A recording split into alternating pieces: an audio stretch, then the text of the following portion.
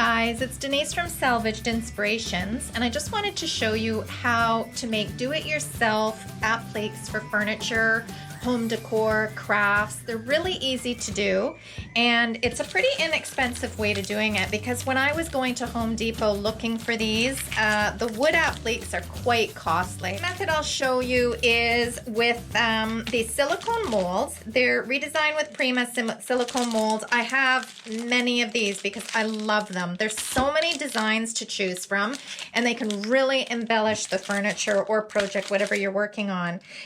They just come in plastic package like this. They're very flexible.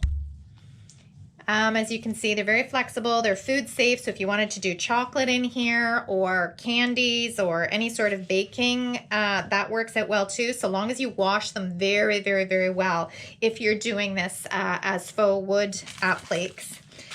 The two products that I use for my faux appliques, do-it-yourself appliques, is the modeling material, and this is also from Redesign with Prima, and the second is amazing casting resin, and this is super simple to use. You do need gloves and you need to be safe with this. Read the instructions before you use it because it is chemical based, so you want to be careful and read instructions, but both are very, very easy to use. We'll start with the casting resin here. And what I do is I pour a 50-50. So you have an A-B solution. It's just a 1-to-1 ratio, equal parts of both. They provide little measuring cups. So if I fill both of these, I know that that's a 1-to-1 ratio and that'll work well. And then what I like to use is little Dixie paper cups. They're convenient, they're easy to pour. It's pretty easy this way. And I just pour both solutions in the cup. And then use a stir stick, which is provided, although I'm using a bigger one here. It'll turn like a milky white, and then it will actually get a little more translucent the more you mix, once it's thoroughly mixed together. I hope you see it's turning a little more translucent there. Mix it one way, mix it the other. And you want to make sure that it's mixed very thoroughly before you start your pour. I'll finish pouring this one. As you can see, this one's already cast. That's why it's turned white, but I'll pour this one so you can see the difference.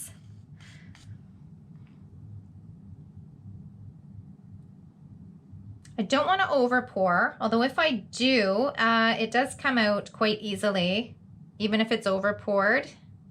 But just use my craft stick to get it into all the little nooks and crannies.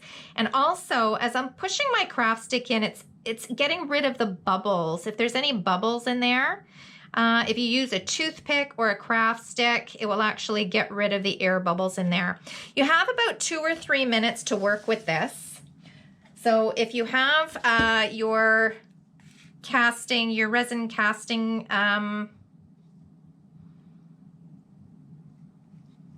that's making a mess.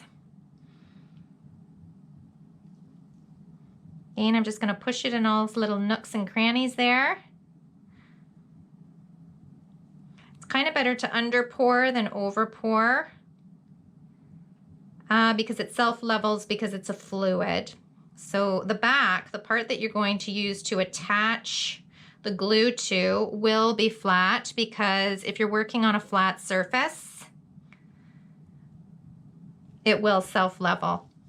So as you can see, it's clear when you first pour, and then once it hardens up, it actually turns white. You can tell that it's starting to harden up already because it's starting to turn white. And once it starts hardening up, see, I'm glad this happened because this is, it looks like quite a mess, but after, like, that was only probably a minute or two, and you can see that it gets really gloopy and hard. And then of course, once it starts firming up like this, you're not going to be able to cast. It just turns into a big mess.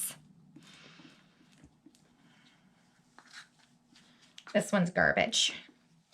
So you do want to make sure that you work very, very fast so you don't end up with a mess like this. I also wanted to show you that once it starts setting, and this has been only a minute, you'll start to see the white form in here. And then you know that your mixture was right on, spot on, and that it has formed quite nicely. Once these have all set, and if you poured it correctly, they should set within 10 to 15 minutes. To remove them from the silicone mold, you just manipulate the silicone and they will pop right out. There's a tiny little bit of flexibility to them, but they're pretty sturdy. Isn't that beautiful? And you get all that detail. If you did over pour, and you see here that I over poured slightly, this will just pull right off. It's so thin that it just cracks right off. If it's in a corner like this, you could also use a craft knife and just cut that out also.